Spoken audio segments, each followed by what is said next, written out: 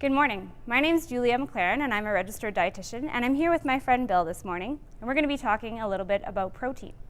So Bill, we were saying earlier how protein can be really important in wound healing, in building our lean body tissue, maintaining our muscle mass, and as we age, it's a really important part of the process.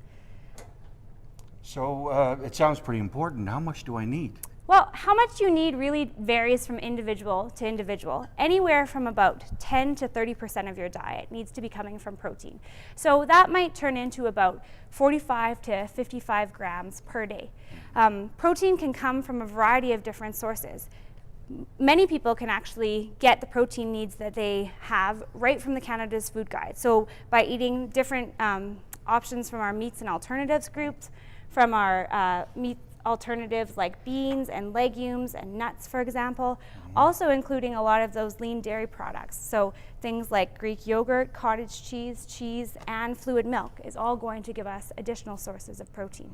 Is there a difference in the protein that we get from meat than peanut butter or nuts? Yeah, so our meat sources of protein are going to provide more of a balanced amino acid profile. So they're going to be giving us more of that quality protein that we need.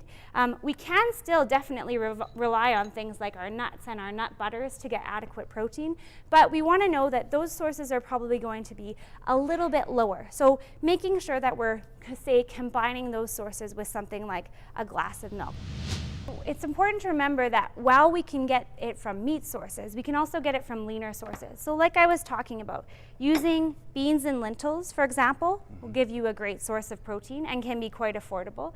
Using those nut butters, as was mentioned, and also getting it from sources like our lean dairy products.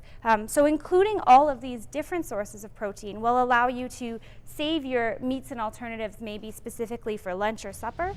Now, as I've been mentioning a lot, getting the difference between lean or less lean cuts of meat will really do a lot in terms of the types of protein that you're getting. So you can see right here, do you notice a difference between this one that I'm holding in this hand and this one here? Yes, I do. And what's the main thing that you see there? I see fat, quite a bit of fat along the edge. Quite a bit of marbling. So yep. While some people go for that extra fat, unfortunately what that means is that in that cut of meat I'm getting a lot less protein than I would be in something like this one. Similarly with the dairy products, wherever I'm getting those higher fat options, I'm actually displacing good quality protein with fat. So I want to be making sure that all of my choices are lean more of the time and that I'm getting the variety that I need by focusing again on those different servings from Canada's Food Guide. Okay. What if I'm struggling to get this variety? Okay, so that's true, Bill. As we age, some patients do generally struggle to be getting the protein that they need.